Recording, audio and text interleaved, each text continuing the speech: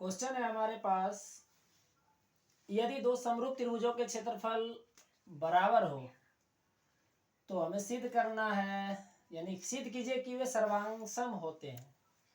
सिद्ध करना है सर्वांगसम होते हैं, यानी कि ए बी सी हमने दो त्रिभुज भी बना लिए हैं और ये पहले से ही समरूप है। हमारे पास दिया भी गया है, क्या क्वेश्चन में दिया गया है, त्रिभुज ए बी सी समरूप त्रिभुज पी क्यू आर है। समरूप त्रिभुजों का कुछ नियम होते हैं।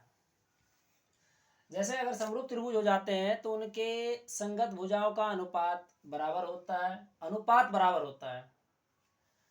और एक और नियम है कि समरूप त्रिभुज के क्षेत्रफल का अनुपात उनके संगत भुजा के अनुपात के बराबर होता है, अनुपात के वर्ग के बराबर होता है।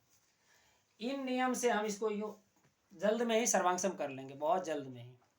इन नियमों से अगर दो त्रिभुज समरूप होते हैं तो उनके क्षेत्रफल भी बराबर है और इनके क्षेत्रफल का अनुपात उनके संगत भुजा के अनुपात के वर्ग के बराबर होता है।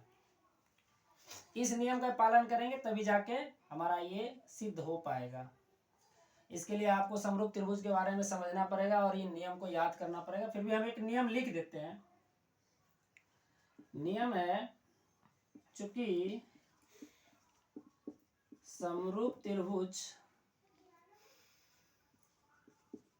के क्षेत्रफल का अनुपात उनके संगत भुजा के अनुपात का वर्ग होता है, वर्ग के बराबर होता है, बराबर होता है। अगर आपने इस चीज को इन पंक्तियों को समझ लिया और तो समझ लो ये सर्वांगसम हो गया। अगर ये आप नहीं जानते हो तो इसके लिए आपको अलग से अध्ययन करना पड़ेगा। चूंकि समरूप त्रिभुजों के क्षेत्रफल का अनुपात उनके संगत भुजा के अनुपात का वर्ग के बराबर होता है। कहने का मतलब है एरिया ऑफ, यानी कि क्षेत्रफल, एरिया त्रिभुज ए बी सी बट्टे में एरिया त्रिभुज पी क्यू आर, इनका अनुपात हमने यहाँ लिख दिया है। चूंकि समरूप त्रिभुज के क्षेत्रफल का अनुपात, ये क्षेत्रफल का अनुपात किसके बराबर होंगे, उनके संगत भुजा के अनुपात का वर्ग के बराबर होता है। तो संगत भुजा अगर मैं इसका ए बी लेता तो पी क्यू लेना पड़ेगा, बी सी लूंगा तो हमें क्यू आर लेना पड़ेगा, यानी कि ए बी बट्टे में पी क्यू इनके वर्ग के बराबर होगा। बी सी बट्टे में क्यू आर लेंगे तो इनके वर्ग के बराबर हो जाएगा, बराबर ए सी अपॉन में पी आर इनके वर्ग के बराबर हो जाएगा। ये हमें एक नियम है, इस नियम को ही पालन करना है हमें। चूंकि एरिया त्रिभुज A B C equal to area त्रिभुज पी क्यू आर, ये हमें दिया गया है, ये दिया गया है। क्वेश्चन में दे रखा है यदि दो समरूप त्रिभुजों के क्षेत्रफल बराबर हो, यही है क्षेत्रफल, इनके बराबर ही दिया गया है। इसका मतलब क्षेत्रफल बराबर दिए, दोनों कट के क्या आ जाएंगे, 1/1 आ जाएगा। इसका मतलब ऐसा हो जाएगा 1/1, ये कैंसल आउट हो जाएंगे क्योंकि ये दोनों क्या है, क्षेत्रफल में बराबर है। इक्वल टू, एक बार इसके साथ इक्वेट कर लेते हैं इसको, एक बार इसके साथ कर लेते हैं, एक बार इसके साथ कर लेते हैं।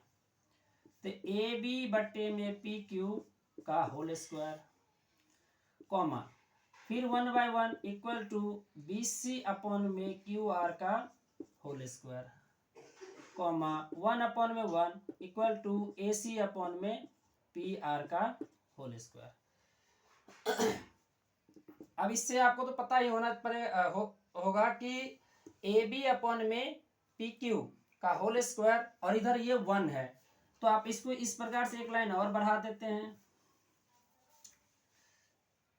ए बी का स्क्वायर अपॉन में पी क्यू का स्क्वायर, कॉमा 1/1 बी सी का स्क्वायर क्यू आर का square, comma 1/1 equal to A C का स्क्वायर अपॉन में पी आर का स्क्वायर।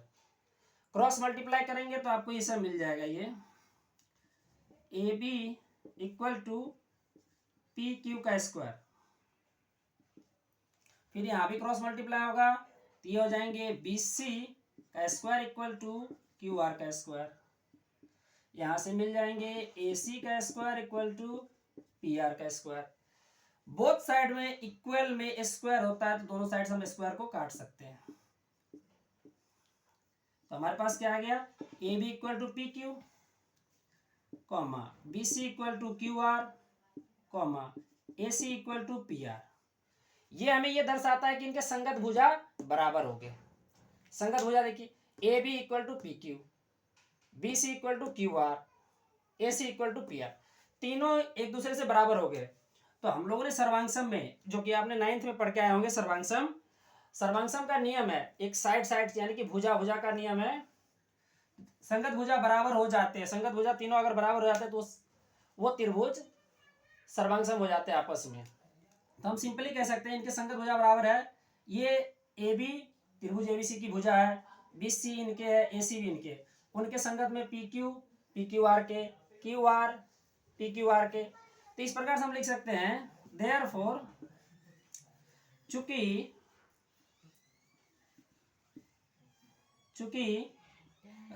त्रिभुजों के संगत भुजा बराबर है, इसलिए त्रिभुज ए बी सी सर्वांगसम त्रिभुज पी क्यू आर होंगे। और इसके नियम किससे हो जाएंगे, साइड साइड साइड सर्वांगसमता नियम से।